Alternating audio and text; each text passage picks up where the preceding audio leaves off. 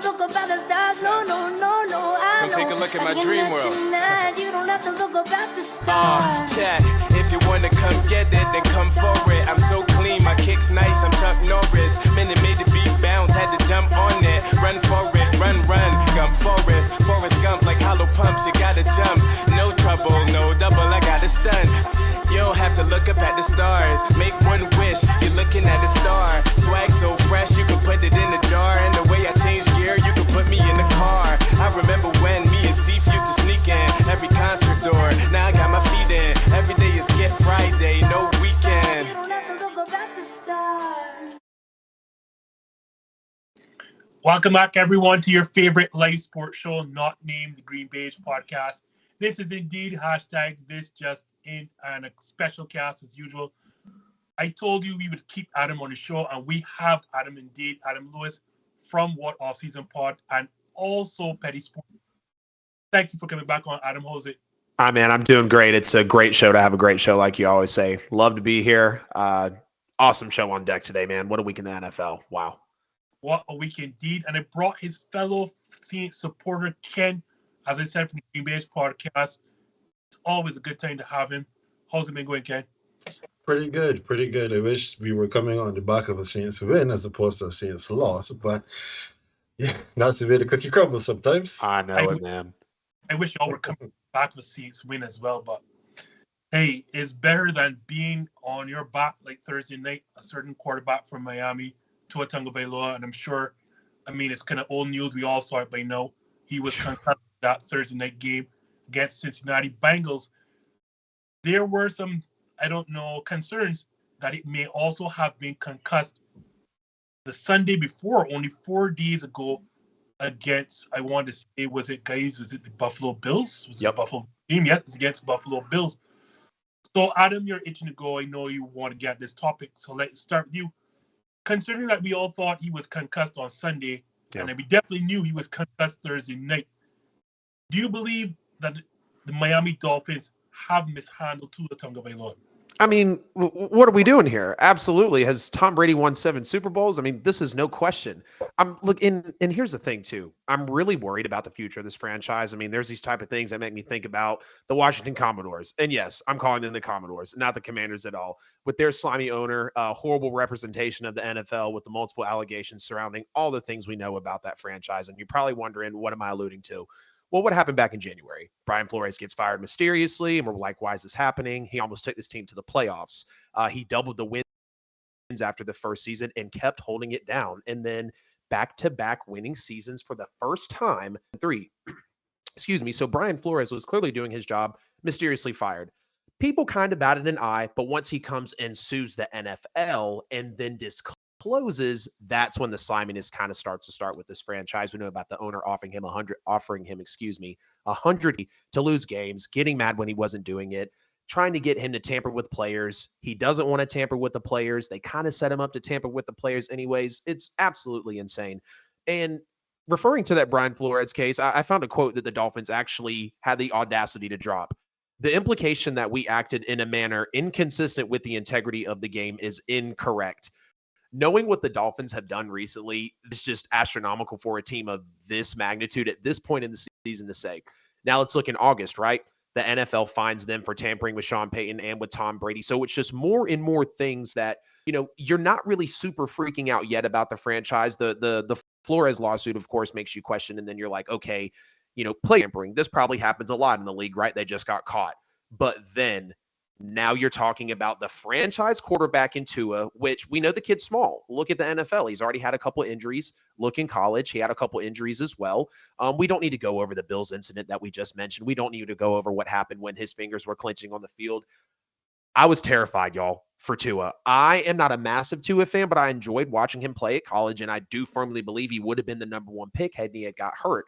So you have this team, incorrectly firing a coach. They're getting sued for alleged, racial allegations. They're tampering with pretty big pieces in the league. And now this with Tua. And this is what I think about, right? Think about the players in the NFL that actually sue for CTE. Former players that have retired, they sue for brain damage. They sue for CTE. You've got Roger Goodell not holding it down as a commissioner, horrible league practices. So This is a major, major blemish on the league, let alone the Dolphins. So they absolutely mishandled too. It's super, super sad to see for a guy like him. Ken, is it possible that what we saw on Thursday night was just a result of one concussion? Or do you believe that really Dolphins tried to trick us and he was truly concussed on Sunday and it just made matters worse 4 days later? So I am not a neurological expert, nor do I have an MD degree, right? So I can't give a sophisticated answer in regards to his mental state or his physical state between what happened on Thursday and what happened on Sunday. But as a fan of combat sports, you get to see and you get to recognize a few things, right? And when you see someone get hit in the head and their legs are wobbly, you know that usually that means that they have taken some pretty significant damage, and chances are the fight is probably going to end very shortly.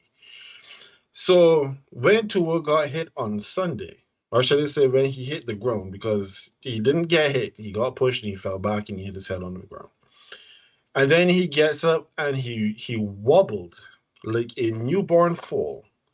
There was no way that anyone watching that happen thought that he did not have a concussion. So that he went off the field, he was examined in the locker room, and he returned to the game was a shock, to put it mildly. Yeah. We knew, though, that chances are, even if he got back into the game on Sunday, it's a short week.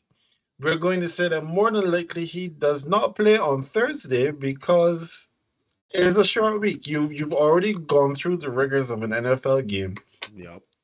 To the world, it looked like if you were concussed, your team is coming out and saying, oh no, it was a back injury. No, I've had back injuries. I've had my back lock up on me once or twice. And yeah, it could hit me to the point where I could fall over, but it doesn't make me stumble and wobble like if I've had one too many drinks.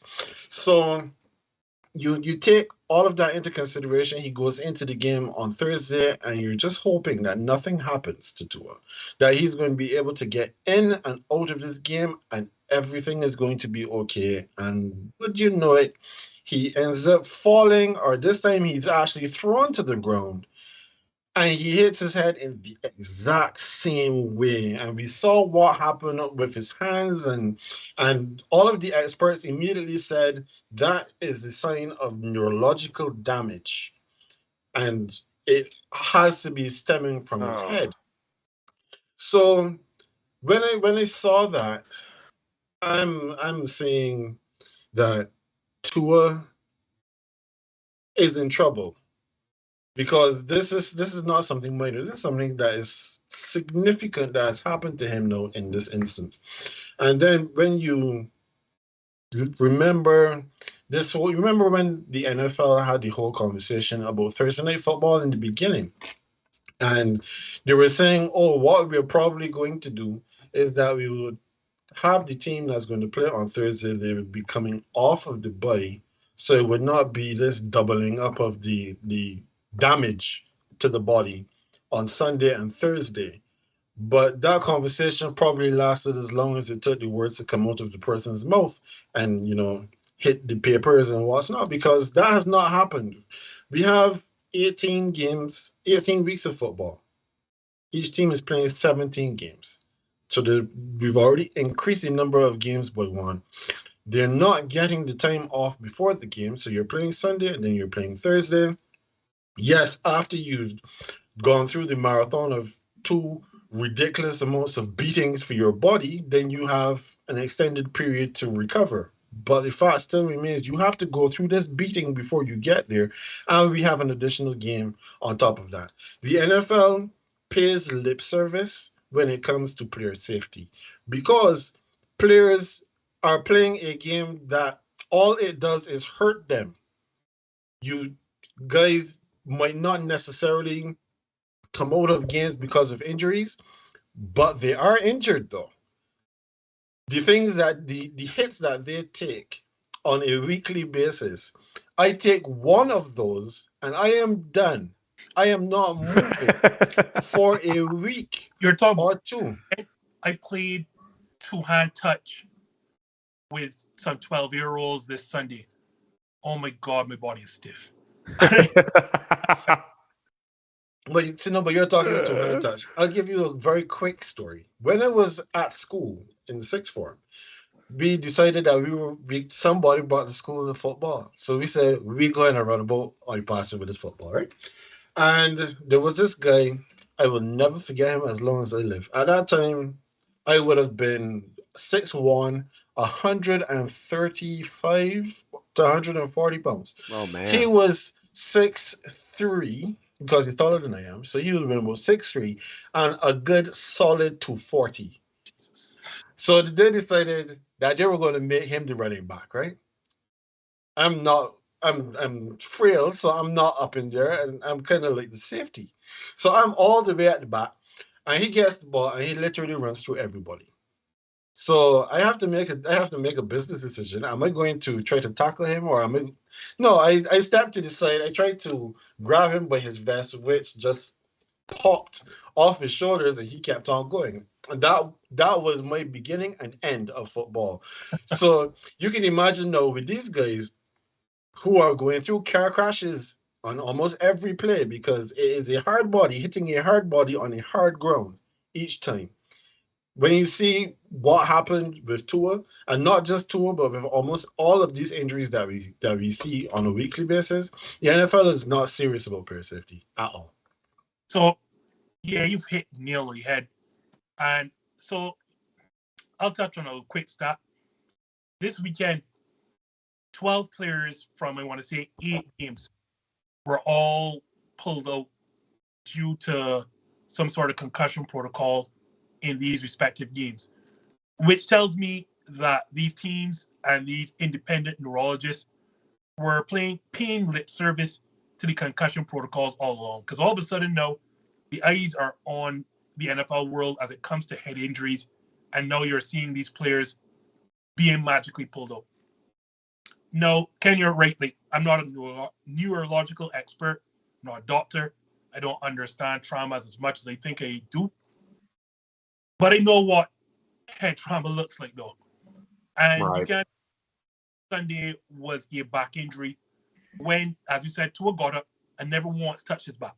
Not once. First thing he does is touch his head. 2 steps, he wobbles, he goes to the ground, and he needs help to go to the side.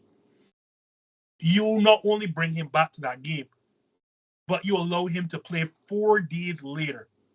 And you allowed him, apparently with his back and neck injuries, because I know that Mike McDaniel and company thought they were so smart, so savvy, and they got around everyone with his crap. Yet still, you told me this was a back and neck injury, but somehow, why was he tested for concussion all through the week? He missed practice time with this supposed back and neck injury, but all the week you're telling me he's being tested for concussions. Why is he being tested for a concussion if he didn't have one in the first place? Please help me here. This doesn't make sense. This is gross, and this is malpractice. This is awful.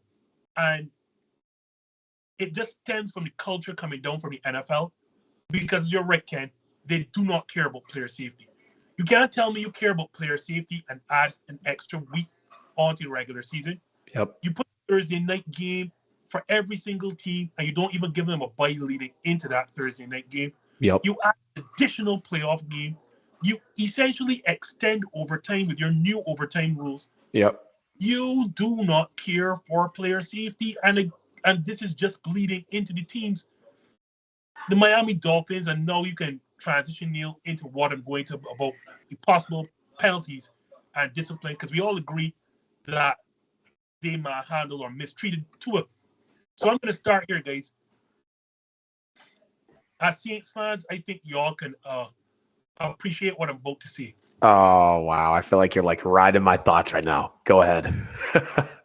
We sat down and saw what happened with Bounty Gate and Greg Williams. And You are. This is worse because with Bounty Gate, you are looking to injure opponents. You have put the health and the life of your own quarterback at jeopardy because we've all known with head trauma, once you get one concussion, the chances are it's going to repeat and the trauma is only going to get worse and worse. Yep. So as you both knew, Greg Williams was indefinitely suspended.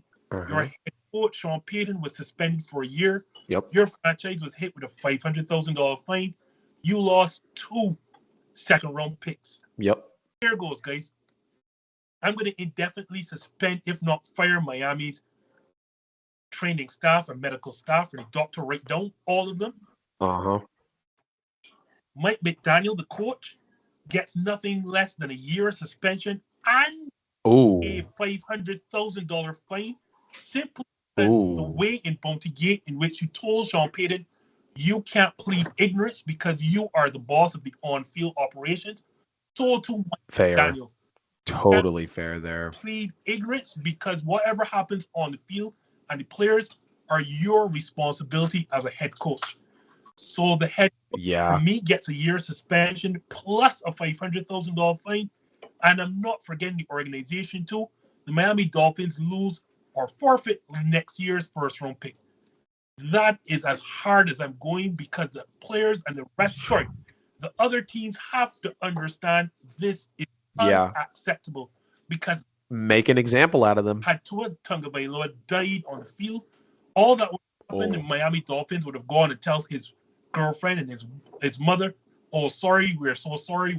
All these charities in his honor, that is unacceptable. I'm setting a precedent. I'm indefinitely suspending the medical team. I suspend Mike McDaniel for a year with a $500,000 fine, and the Miami Dolphins lose their first-round pick next season. Jeez. What's yours? What's yours, Adam? I mean, talk about hitting the nail on the head, Justin. I mean, you know, when I saw this question on the lineup, I already knew how I wanted to attack it because we know that they should play discipline, right? I mean, this is, you know, the franchise quarterback out there that was picked early, and, you know, you get him all these weapons, and it's just horrible. You know, it's absolutely horrible. I almost don't have complex words for it because it's so simple how bad it was, if that makes sense. You know, and I started to think about Bounty Gate a little bit. And I mean, you absolutely nailed it. I do think Mike McDaniel should be suspended for a season. I do think he should have money come out of his pocket. The NFL investigation is already going to be very deep. I will say I'm proud of the league for actually revamping some of their concussion protocols. Now that could come back and bite me. I haven't looked into it, but I would assume, considering what's happening and how much of a spotlight is on the NFL and the Dolphins right now, I would assume that they made them better. This is absolutely bananas. What is happening, man? I mean, just trying to still wrap my head around it. I agree with you though, Justin.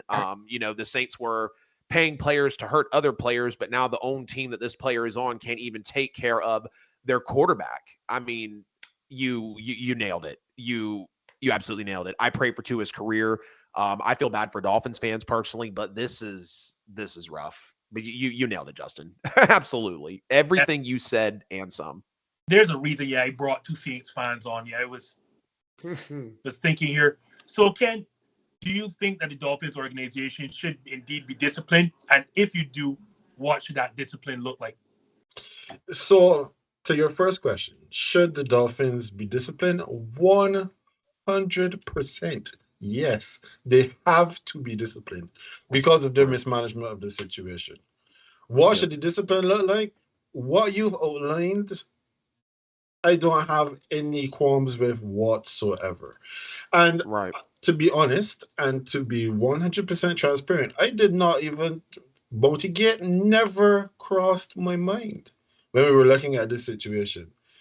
Because Bounty Gate has never been proven as actually the Saints did anything wrong or were paying any bonuses for anybody to get hurt. Oh, come on, they have not proven brother. anything. Oh. And when you heard the players that were supposedly involved in this scheme, like Jonathan Vilma, who went all the way to court to fight for his innocence and proved in court that he had not done anything wrong. But by this time, the Saints had already lost their draft picks, they'd already been fined, and Sean Payton was already suspended. So the damage had already been done to my team by the league.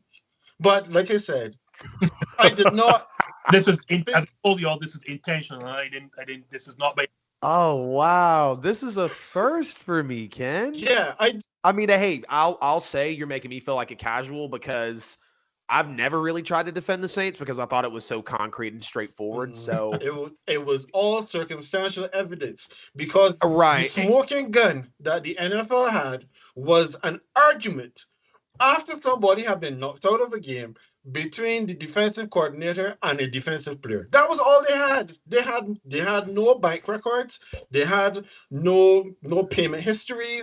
They had no testimony to say that this actually happened by anybody. They had nothing. But our head coach was suspended for a year. Our And defensive coordinator was fired, and our team was in shambles from that season onward. So no, I when it comes to NFL and discipline, Bounty Gate sticks out to me because they don't have anything and yet still we were punished. However, in this particular situation, they have all the evidence right there. So we already see them starting the COAA protocol because the independent neurological expert has been fired by the NFL Players Association.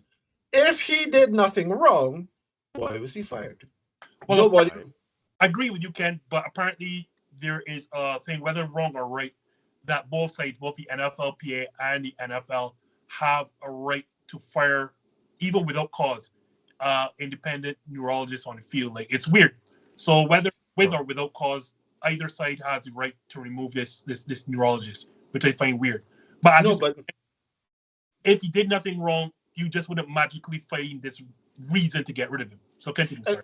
exactly. But the thing is, I live in an at-will state where, for those who are in the Caribbean and other places, an at-will state means they don't need to have cause to fire me. I don't have to have cause to quit. I can decide tomorrow that I don't want to work here anymore and I can send in my papers and that's the end of it. So I understand it from that perspective that they can fire with or without cause. However, the fact still remains, as I said, there is CYA protocol. This independent neurological expert should have caught that Tua had an issue. And apparently, whatever test they did said that he did not. So I would like to hear from the neurological expert what test they did that tells him that he was okay and that he had a back injury and not a head injury. But last I yeah. checked, your spinal cord runs from your head through your back. So if you have a head injury and it is affecting your spinal cord, maybe it could manifest in your back. Who knows? Like I said, I'm not a doctor. I don't know these things. But the fact still remains that no, we will have medical tests. Whatever test they did on Sunday will be called into question. What test they will have to do now on Thursday will also be called into question. I don't remember who it was that tweeted it, but they asked the question, why was Tua being released from the hospital on Thursday to fly back with the team? Because if you have a catastrophic brain injury, I mean, we talk about concussions like if you know it's like stubbing your toe, but this is a traumatic brain injury that you have. So if you have a traumatic brain injury which could be causing swelling, then how is it a good idea for him to have to catch a flight to go home after being injured in a game on Thursday? So Apparently, all he has is a headache. That's what we've been told of. yeah, but remember he also only had a back and neck injury after Sunday. So right now we're getting a lot of Ken is on it, man. you're hearing a lot of lies being told by I'm not here to pull punches on this thing. They're telling a lot of lies. They've been telling lies from the beginning. And now we are finding that they're going to continue to try to tell lies to the public until they have no choice but to fess up and show that they have, as you to use your word, Justin, malpractice. That is what it is. And because of the scope of their malfeasance, Oof. That's why they need to be hit where it hurts. So as you said, the coach has to be. Then give me that what that discipline looks like quickly. Then So yeah, so like I agree with you. McDaniel is done for the year and probably into next year.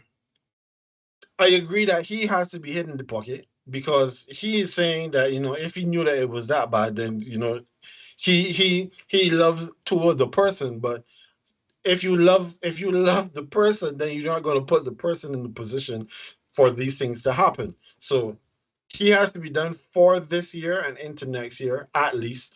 The Dolphins must lose their first round pick, as you said, and I'm open to them losing a third round pick the next year after that. The Dolphins, as you outlined at the beginning, have no a recent history of doing foolishness. So that's at Adam. some Yeah, point, greatly right? pointed Sorry, that out. right? Yes, Adam, you're the one that pointed out. So if the Dolphins have this recent history of doing foolishness, at some point in time, we have to tell them enough is enough. Cut the crap, or we will do to you what happened in the NBA, and we'll find new owners for this team because you can't be trusted with these players' lives. I'm glad y'all brought up Stephen Ross because I think next episode I need to bring him up because he has proven that it is a very shady organization going on there. Oh yeah. No, so with the Dolphins now falling for the rights to the unbeaten, there are more unbeaten in the AFC. I think by tiebreakers and whatever, I think that top team in the AFC now would be none other than the Kansas City Chiefs, led by Patrick Mahomes, after they went down into Tampa and completely decimated your two guys' biggest rivals, the Bucks and Tom Brady. So Adam, by that stage, now they're 3-1. Are the Chiefs now back in the conversation for being the best team in the AFC? Absolutely. I mean, I don't think it's even close right now. Well, I'm not going to say it's not close right now, but I think when you look at all the teams in the AFC, the Chiefs are clearly the better team. And it's not that everyone else is majorly unperforming. Like you look at the AFC West, yes, that's the case. When you look at the rest of the AFC, they do lap, a good bit of teams that are out there. And you look at the fact that coming into 2022 with the league's toughest schedule, sitting at 3-1 currently, beating the Cardinals, the Chiefs, and not the Chiefs, excuse me. What is the Chargers? Thank you so much. Cardinals, Chargers, and Bucks, I think is very respectable. I loved the game last night. I thought the game was really great, on Sunday night against the Buccaneers. The offense was just lighting it up. I mean, and to do that on a Buccaneers defense that some say is the best in the league, I think is very respectable. But you take a look at, you still have Mahomes, you still have Reed, you still have Kelce. And this team is figuring out how to use a Mecole Hardman. Thankfully, I said this as they got rid of Tyreek Hill. Everybody wanted to say Kansas City was 9-8, and I was like, what are we doing here? Like, really, what are we doing here? They have a Mecole Hardman, they have an MVS, they have a Sky Moore, and they have a Juju Smith-Schuster. These guys have been producing. I'm not saying they're putting up ridiculous numbers, but with the amount of points that the Chiefs are still putting up in today's game without a Tyreek Hill is very respectable. They're still 5th in yards. They're still 7th in passing yards, and they're still 2nd in the league in points behind, this is the craziest NFL season, y'all, the Detroit Lions. What in the world? So, yes, I think the Chiefs are back to being the AFC's best team. I don't know if they ever really left because I know a lot of people are going to say, oh, what about the Bills? What about the Ravens? The Bills are very Josh Allen dependent. Can't win a lot of one-score games. The Ravens have blown a couple 17-point leads, 3-possession leads this year. So I think the Chiefs are without question the best team in the AFC. Kenny, know you're high on the Buffalo Bills, but after this recent impressive victory, is the AFC's top spot back in Kansas City? I'm not sure that anyone can argue that it's not. Not if they're actually trying to be honest about what's happening on the football field. No, Adam just gave us the stats. So he saves me from having to do the numbers thing.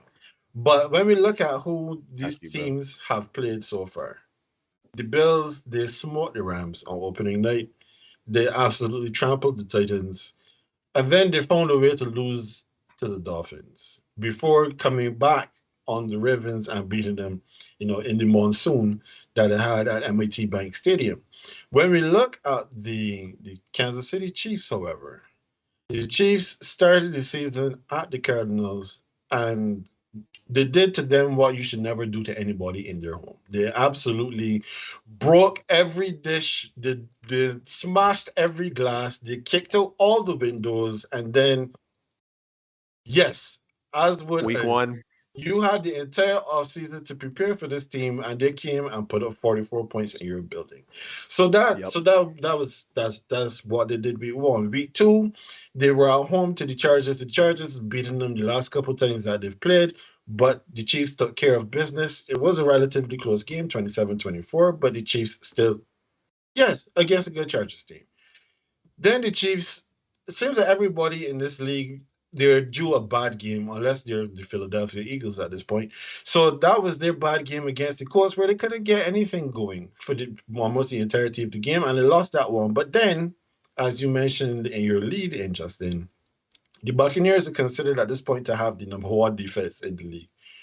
And the Chiefs were up 3 scores at halftime. Yeah, for me, it was absolutely glorious to watch because I hold absolutely no love in my heart for that team from Tampa. And when I see what our Saints usually do to them on defense, that is the blueprint. And for a lot of the game, especially in the first half, the Chiefs were using that blueprint where they were rushing for, playing coverage on the back end, and still getting some measure of pressure on Brady. They shut down the running game of Tampa Bay from very early in the game. And for a team like Tampa who loves to run the ball, that is not exactly the easiest thing in the world to do. But they were able to do it. When I consider these two teams, because I'm sure we will agree that the Bills and the Chiefs are the two best teams in the AFC at this point. You look at who they've played, how they've played them, what they've done in these games is not the Bills. You can't say that the Bills are the best team in the league at this point. But in the AFC, it has to be the Chiefs. I think the Bills and the Chiefs are the two best team in the league. Just my opinion. And that may be a kind of preview for Adam's power rankings. By the way, I low-key botched those, just like a disclaimer. I'm so sorry. I'll handle it when we get there. I appreciate all y'all's love, though. Yeah, there will be some flack in the comments. I mean, I'm not sure if there's anything more to add. I mean, I believe that the Chiefs are right now neck above the rest of the competition in the AFC because even as much as Ken talked about the bad game against the Colts, do we realize that there are a very bad unsportsmanlike penalty from Chris Jones away from basically being unbeaten? Like, that unsportsmanlike penalty is not called. They easily beat in Indianapolis Colts. That game-winning drive was only extended because of whatever Chris Jones told Matt Ryan. And I don't know how egregious those comments could have been to get, because I've heard some things. I even watched my own Packers game this weekend, and I heard Aaron Rodgers tell his center some words that should not cross the broadcast, but I'm sure it was, yeah, he had some iteration with football. It was basically snap that football. But anyway, after that, I mean, they should be 4-0. Everyone's preseason favorites to the AFC West. They handled the Chargers at home. They absolutely manhandled the Cardinals. That should not be watched by anybody. Should spare the children that sight. Like, that's nothing to put in front of women and children. And this, by stats alone, this Tampa Bay team was supposed to be the best defense. They only allowed, 2 previous touchdowns in 3 games. I know personally that is likely the best front 7 in terms of stopping the run. The Kansas City Chiefs of all teams almost ran for 200 yards against a team featuring Vita Vea, Levante David, and Devin White. Almost 200 yards rushing. Hell yeah, this is the best team in the AFC right now. I have some problems with what's going on offense for the Bills. They still can't run the ball. And as Adam said, everything is Josh Allen-centric. Yep. I think the Ravens should be 4-0, but we'll address that in my power rankings. So yeah, right now I am going to say that I do indeed think that the Chiefs, considering what I've seen has gone on, they should be 4-0, what they did with that defense.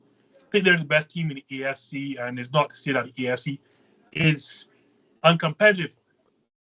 I do think at least the Ravens should be 3-1. And what may have cost them is John Harbaugh's decision to go for it on 4th and 2 with minutes left in the game against Buffalo Bills.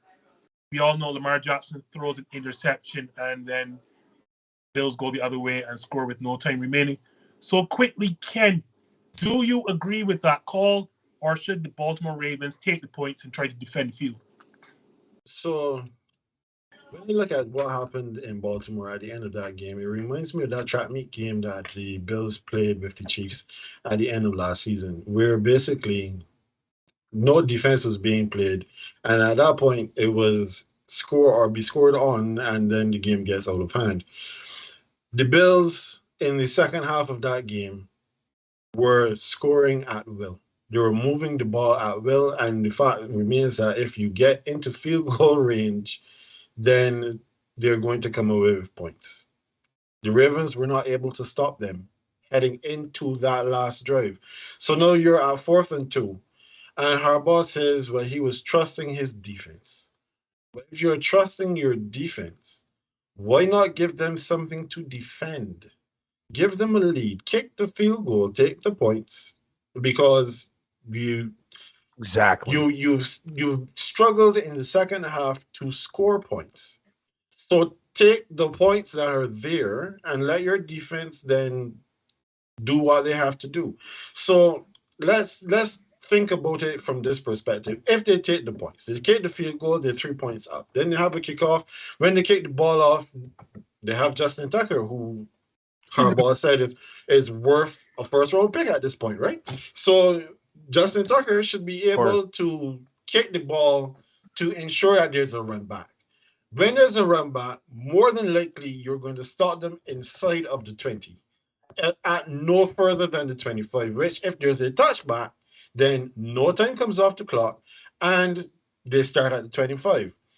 But you kick a pop-up kick, you start them within the 20-yard line.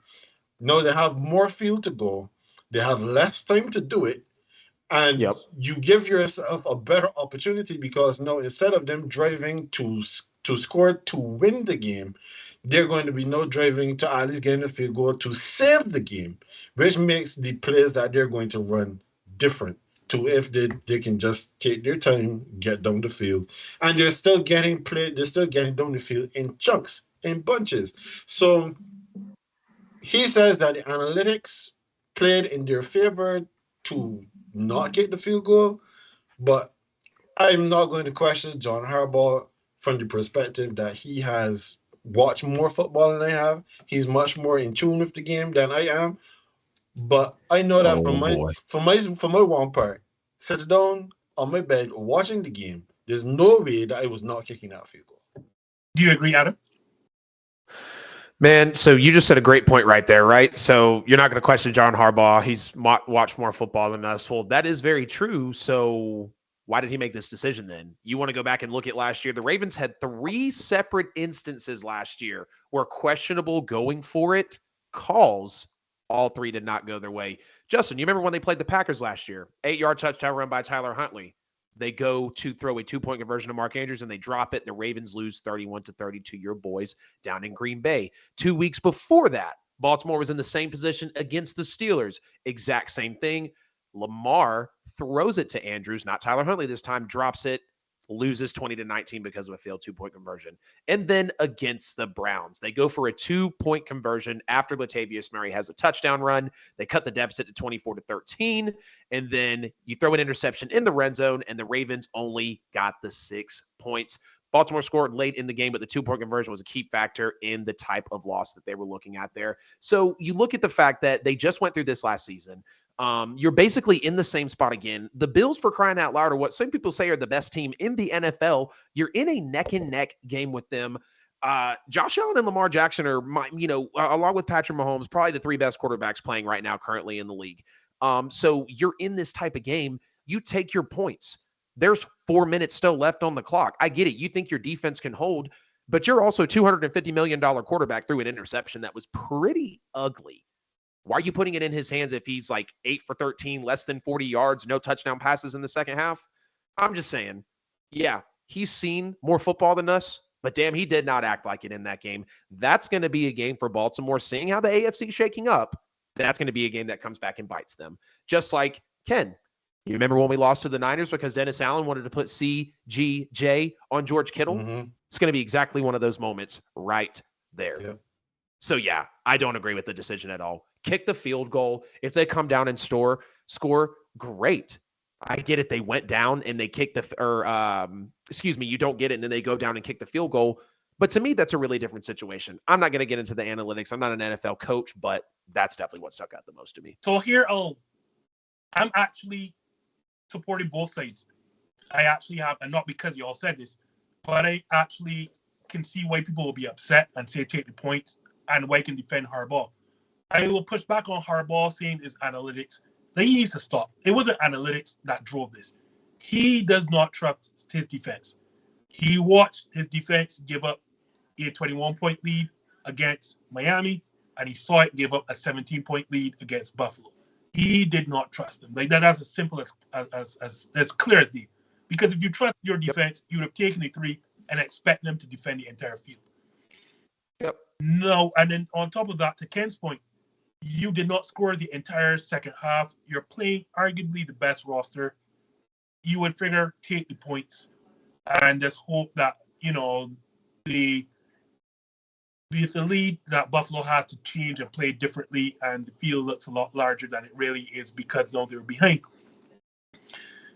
That being said, I can also see why Harbaugh did it. And the reason being, if you have a game in the lane, whether it be basketball or whether it be football, you want that game decided by the best player in the field. And the best player in your field is Lamar Jackson. Now, why it looks bad, the result, is because Lamar didn't execute and threw an interception. Let's, for argument's sake, say he didn't execute, but it was not an interception. Buffalo is there at the 2-yard line. And I guess he's saying we can still stop them going forward. It's just that we didn't expect to not only throw an interception, but it be a touchback and they start at the 20, which is a lot different, obviously, than they having to take over at 2. And we know that Buffalo cannot run the football.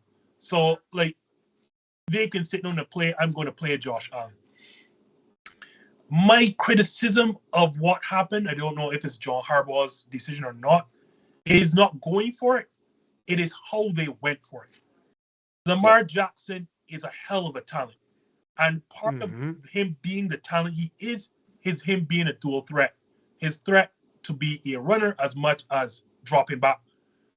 Going 5 wide with no one in the backfield without a threat of running the football was my problem for 4th and 2, because Buffalo knew at that point in time, in that shotgun, going 5 wide, Lamar Jackson is no threat here to take off. We can simply play him to pass this football, and that was my problem. If you were going to use Lamar Jackson on 4th and 2 in a goal-to-goal situation, I would have to believe that you have to have some sort of RPO call, because he doesn't run. Buffalo has to sit down and think Lamar Jackson is a threat to score this football from anywhere. But when you go 5 wide and empty, it's like, all right, well, we know what's coming here. And I think that is where they messed up. Because as much, and you're right, Adam, I kind of like where you went with the history. But also there's some numbers to show. Since Lamar Jackson has entered the league, all of the goal-to-goal and 4th down situations, the Ravens are either at the top of these stats or at least second best in these stats with Lamar Jackson since he has been in the league. And I have to think, if you know you want to go for this, I have no problem. Use Lamar Jackson's full array of skills. I can't have them dropping back, being a passer. He's not Tom Brady. Like put the threat of the run, put the fear of the run in Buffalo, even if you're just looking at Mark Andrews. And again, to John Harbaugh's credit, if Lamar Jackson doesn't kneel down Mark Andrews with his eyes the entire part of the field and looks right first, we're talking a different thing, because the receiver was wide open for most of that play until he had to shift back to your right and realize, oh, wait, this guy in the corner of the end zone. And I put that on Lamar Jackson for failure of execution. But I'm not disagreeing with y'all guys, because as much as I'm saying this, Scaredy Cat me would have put Justin Tucker out there and then taken the 3 and said, well, let Marcus Peters and company go defend this field. I mean, that's just what you do in that instance. You know, like it's a neck and neck game. The implications. Your quarterback is 8 for 13 in the second half for 36 yards. And you want him to throw a goal line pass after scrambling 12 yards back. Like, I agree with, I think what Paul was saying on YouTube. The play call was bad too. Really like you were saying as well, Justin. So no, you're good. Is Adams clear? You had the two 17-point blown leads. This is tough. I mean, this is really tough for a Ravens team that has been trying to find their way back ever since Lamar's MVP year. All right, well, someone trying to find their way back, and too quickly in my estimation, is one Dakota Dak Prescott, who initially after injury his thumb was supposed to be out 6 to 8 weeks. But Jerry's guy is talking about a possible return this Sunday, guys. Not next week, not week after. Gentlemen, this Sunday against the Rams. That Dakota Prescott is talking about coming back for the Dallas Cowboys, who, by the way, are 3-0 with Cooper Rush under center. So, Ken, do you think that Dak should come back this Sunday, or just give him an extra week for that pivotal divisional matchup against the unbeaten Philadelphia Eagles? Real quick, I know Ken's going. Is Dak like close to being ready for real? Also, quickly, he took the pin out of his thumb, and he's already been free, and he's expected to play on Sunday against the Rams. Wow. You got it, Ken. I was just curious. Like, damn. Wow. So I think there are a lot of things that are at play here in this particular scenario, this situation, the one that Prescott finds himself in. Now, if Cooper Rush came in and he had thrown over these last 3 games, he had thrown 2 touchdowns. They were still 3-0, but he threw 2 touchdowns, and they only scored maybe 4 or 5 touchdowns over these 3 games. And the team's offense looked like it was floundering because their star quarterback was not there. Then maybe Dak tells himself, well, I can probably just take some more time and allow my hand to heal some more, and then, make sure that I'm ready when I return. But that's not what has happened. Cooper Rush has come in, and Cooper Rush has quarterbacked this team very competently, to the point where that so far in his career, the Dallas Cowboys have not lost any games that he has started. And he has not thrown 1 interception in his entire career. So I believe that Dak is looking at the success of his backup quarterback and feeling a little nervous because, again, this is Dallas, Texas. This is Jerry's world. And yes, Jerry may like him for now, but you never know when that tide is going to turn. And Jerry has shown the willingness to set fire to some of his money. So right now, Dak is looking at this and saying, if I don't hurry up and get back there, chances are I'm going to be the best paid backup in the league. So I think that is part of the issue. Now, when we look at who the Cowboys have beaten so far in these 3 starts, they've beaten the Bengals, who should have been a much tougher game than it turned out to be. They beat the Giants. I mean, right now the Giants, we still don't quite know how good the Giants really are. And then they beat the Commanders, who only know how to play when they fall very far behind. So when you look at the opposition that they've beaten, those are games that really and truly Cooper Rush should have won. If the Dallas Cowboys are to be what they think they are, then Cooper Rush should have been able to win those games. No, he's telling himself that he's going to rush back to play against Aaron Donald and the Rams when his offensive line has not been playing very good for the majority of this season.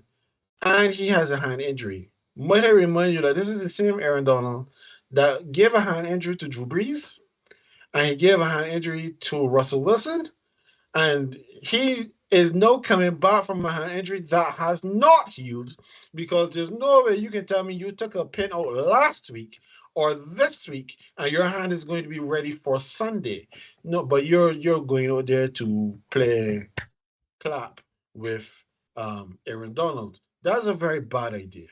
Honestly, Oh, I would, for if I was Dak Prescott, I would take this game off, and I would probably even sit for the Eagles game, because you're going up against a good defense in the Rams, and who everyone thinks right now is the best team in the NFC in the Eagles. Take those 2 games off. Let Cooper Rush go there and do his thing. You have 2 more weeks to let your hand heal, and then you come back for a winnable game against the Lions. That's how I would play, because this is chess, not checkers. But apparently, he's more concerned for his job safety and job security than anything else. So, if that's what he wants to do, more power to him.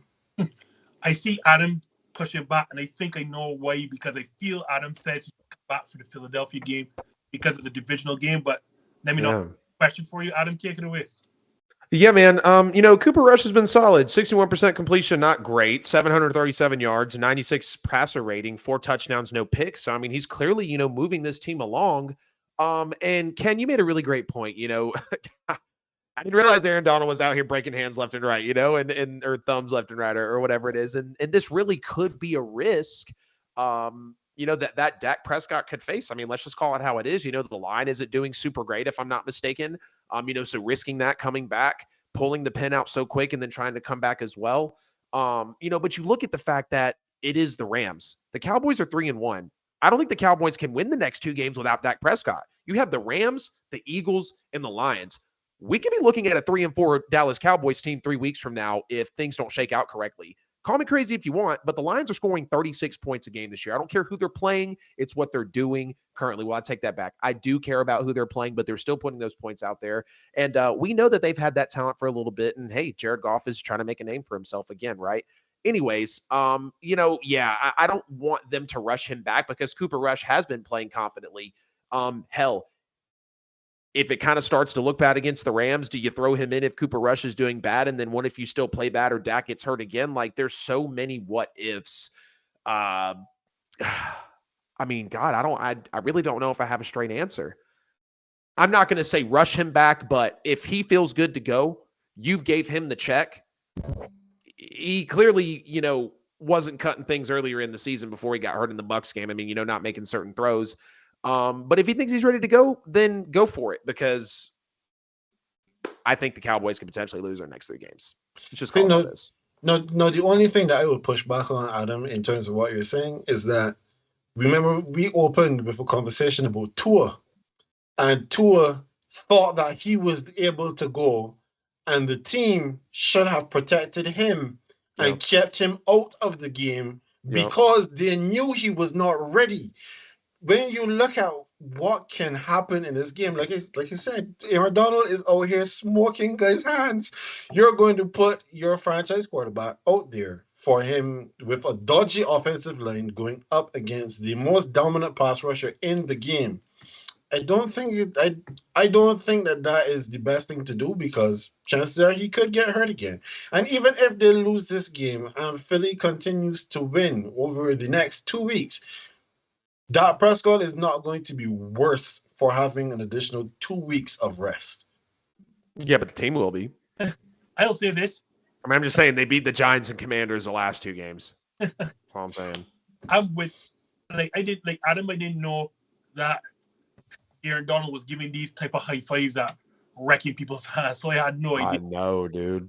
I will see. I don't know, even with that Prescott, that the Cowboys beating Rams anyhow.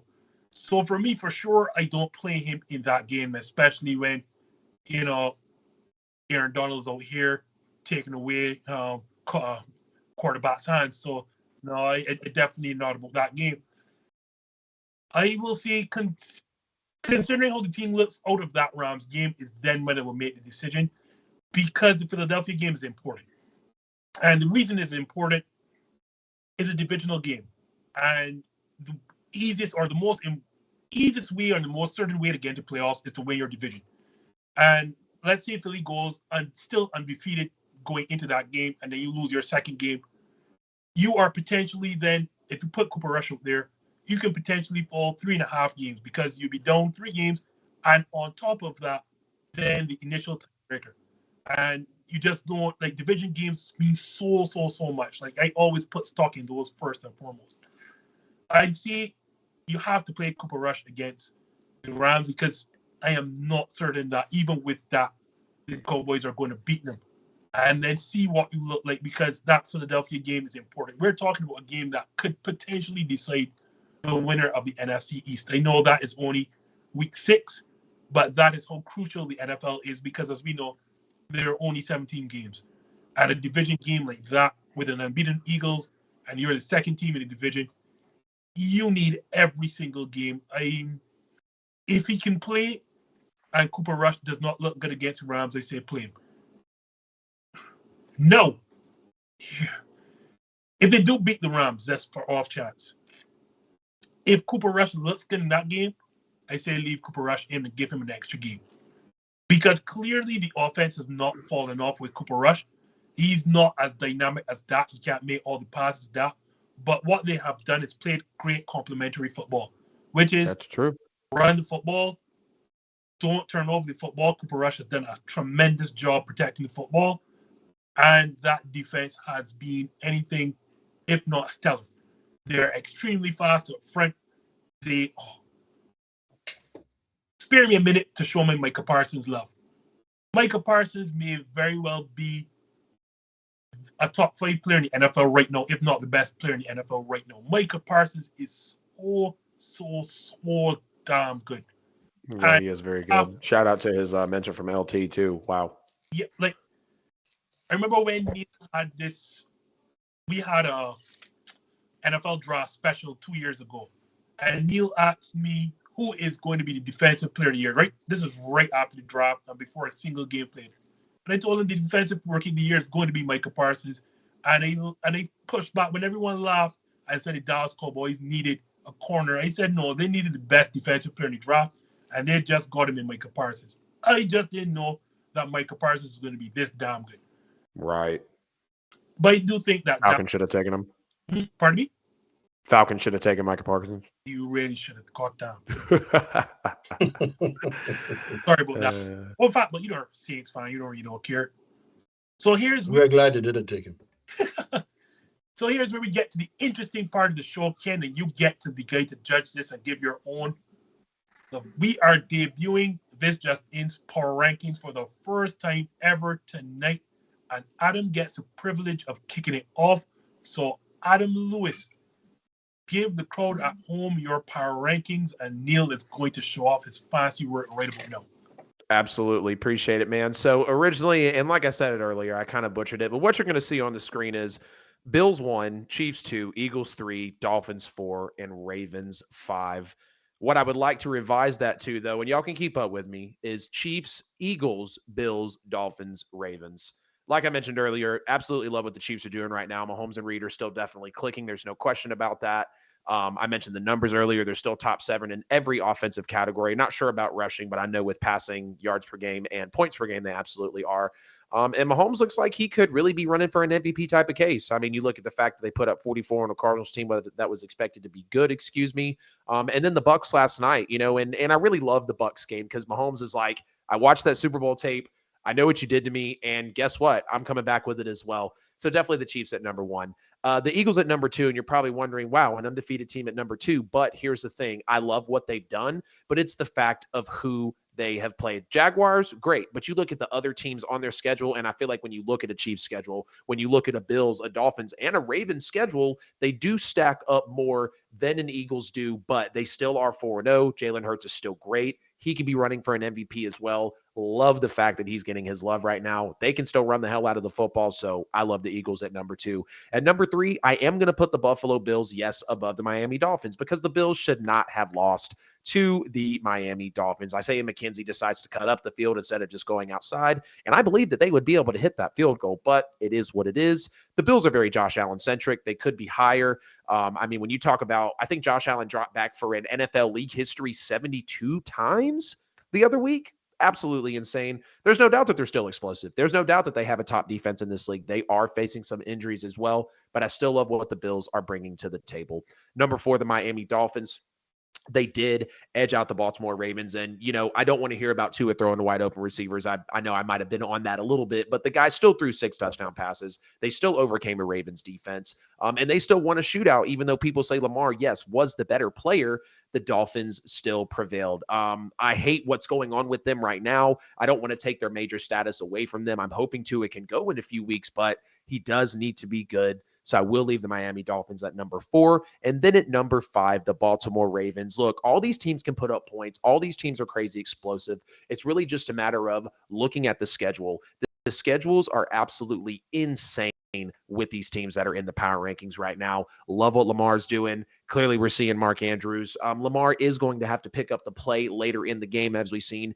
Couple of blown leads. Really hate to see that. They could be higher as well. So despite the screen saying what it does, I've got Chiefs 1, Eagles 2, Bills 3, Dolphins 4, Ravens 5. That is my NFL Week 5 technically power rankings for this just in.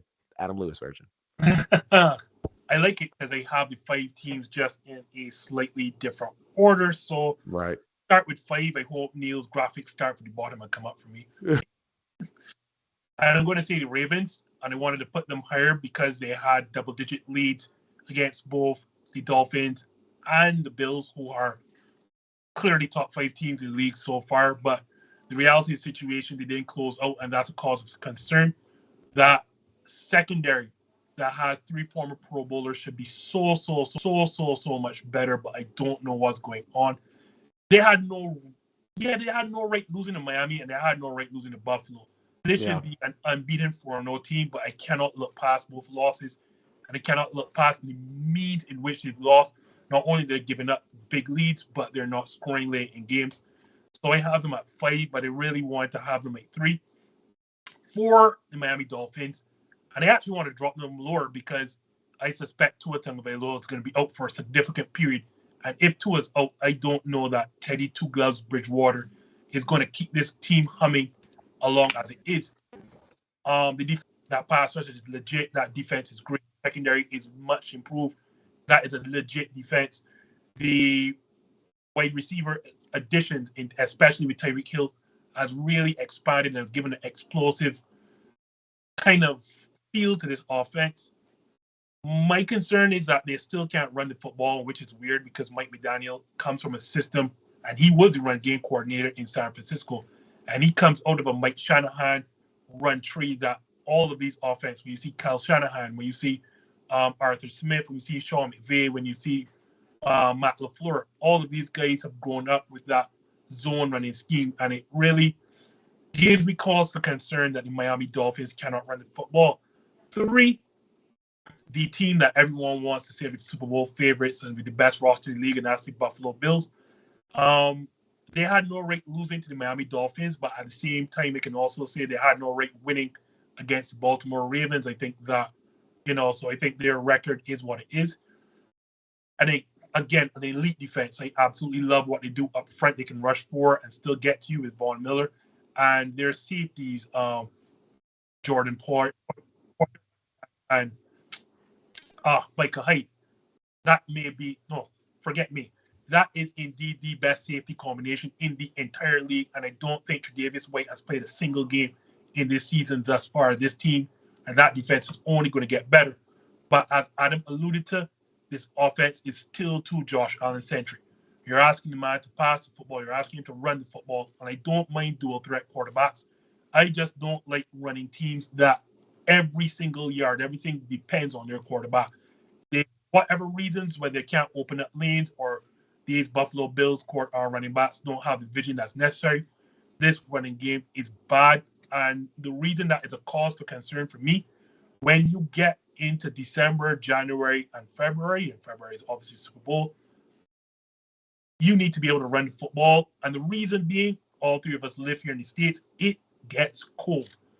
And it's best to run the football. When you can run the football, you control the clock, you don't turn over the football, you dictate how games go. So that's why Buffalo is no higher than me. For me, the Kansas City Chiefs, number 2. was thinking about putting them number one. My issue was that game against Indianapolis, even though if Chris Jones is to say what he says, we're talking about unbeaten team, and then I probably have them at number one, but I don't think that they should struggle with that Indianapolis game. But what I love is their bounce back against Tampa, and not just that they bounce back, in the means in which they bounce back. You have the best front seven in all of football, led by a space eater, Vita Vea. You have Shaq Barrett on the outside. The best interior linebacking duo in Levante David and Devin White. And you were able to rush for almost 200 yards.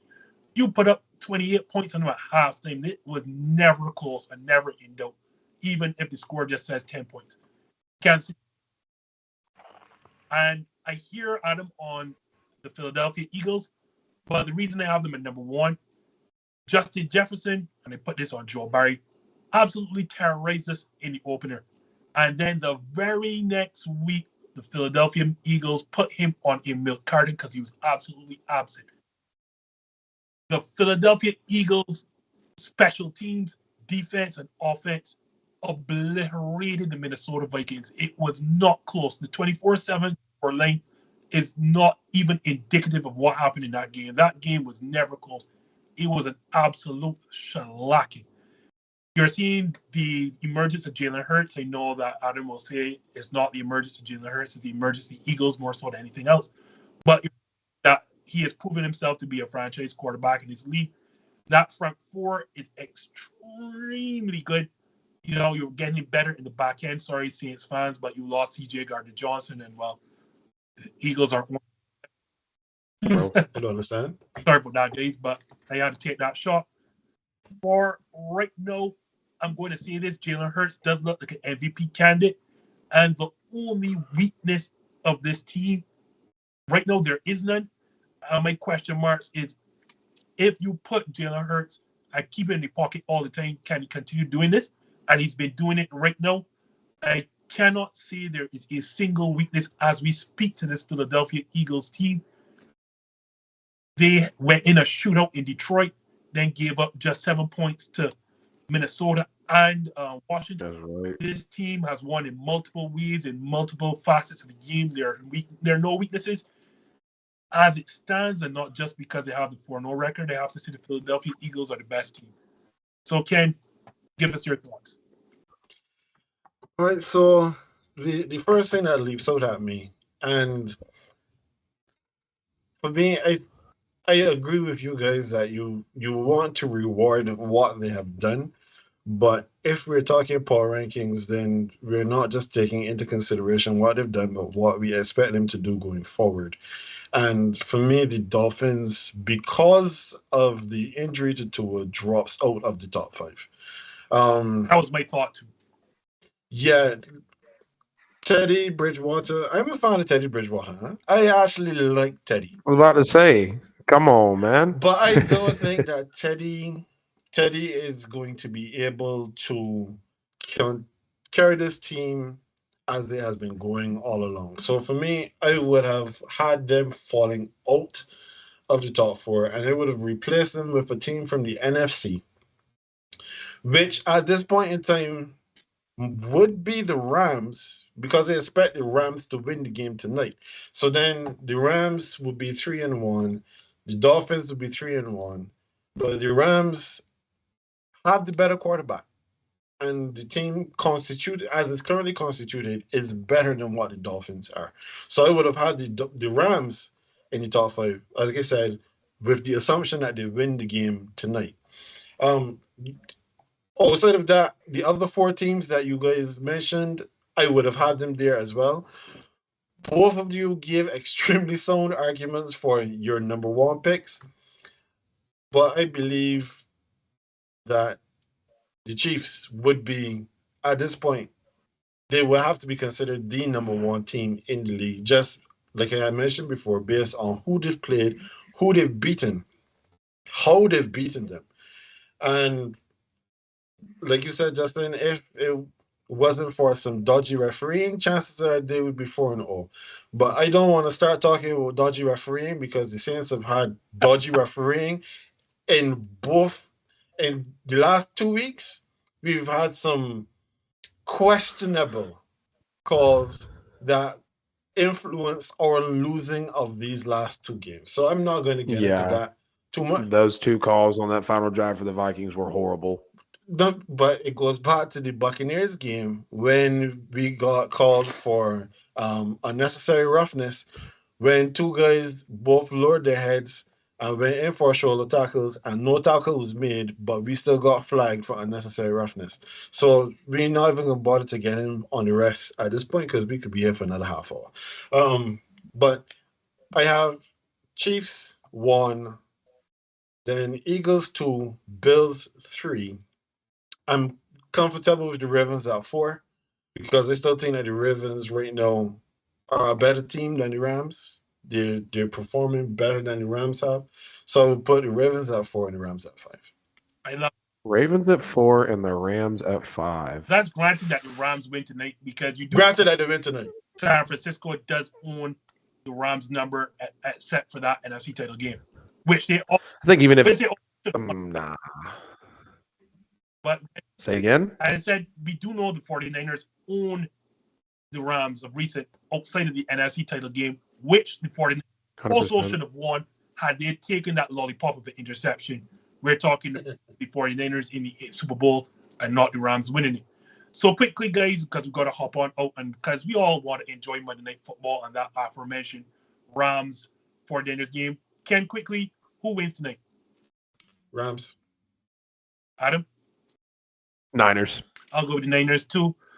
Ken, as we hop out of here, plug yourself. Tell us how to find you, what you got coming up next. Yep, so the Green Beige Podcast, we are live every Tuesday. We have been a late night show since the season started because we were going at 10:30 Eastern. However, because that is a bit late and we have a lot of people who watch from the Caribbean, and with the understanding that the clocks are going to change in the not too distant future, we have moved our show back to a much more conducive 8 p.m. Eastern, 6 p.m. in the mountain time. So you can find us tomorrow night at 8 p.m. on YouTube, on Instagram, on Twitter, and on Facebook. You just type in green, like the color that is to my left, and beige, B-A-J-E, and you will see us there. And we can't wait to get into what happened this weekend over there as well. Always a great follow, Green Beige. I've had a couple of episodes, and those guys, Ken and AJ, are a tremendous pairing. Adam, are we getting you back into the podcasting world? Tell us, where can we find you, what you got coming, McKay? Not necessarily getting back with my show, but I think I am going to make a permanent return here on this, Justin. I know you mentioned I was welcome back with open arms, man, and it feels good. You know, trying to be realistic, not stretch myself too thin. It's kind of what happened with What Off Season. Well, I turned my back on What Off Season because I fell in love with petty sports, and then, you know, life happens. But yeah, man, I'm definitely back to be on here with you guys. You know, it really all works out well. And ironically, look, I can serve everyone else as well. If there's anyone out there that needs a great real estate agent looking to buy or sell a house in Georgia, hit me up. If not, the people I work with are international, no joke, so I can get you guys a great agent.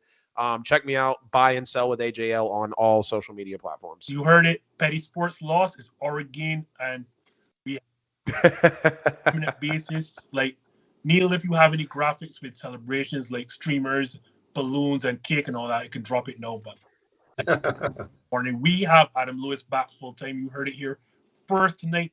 That's hashtag this just in. Please put in the hashtag. None of us want Matt Kellerman's cold takes on that ESPN show. You want the real hashtag this just in. You can find us here every Monday night, 7 p.m. Eastern, 6 p.m. Central. And as Ken says, when the clocks go back, so will we, because we do this so you can watch the show and go straight into Monday Night Football, which we will go to now. You can find us on Twitter. You can find us on Facebook, Instagram, but primarily here on YouTube on Monday nights. So for Adam, who is back full-time, Ken of the Green Beige Podcast, I am Justin of hashtag this just in, signing out. Have a good Monday Night Football game, guys. See you guys. I know that after tonight, you don't have to look up at the stars. No, no, no, no. I Come know. take a look at my At the dream end of world. Tonight, you don't have to look up at the stars. Chat. If you wanna come get it, then come for it. I'm so clean, my kick's nice, I'm Chuck Norris. Minute made the beat bounce, had to jump on it. Run for it, run, Gump Forrest Gump like hollow pumps, you gotta jump. No trouble, no double, I got a stun. You don't have to look look up at the stars. Make one wish, you're looking at a star. Swag so fresh, you can put it in the jar. And the way I change gear, you can put me in the car. I remember when me and Seif used to sneak in every concert.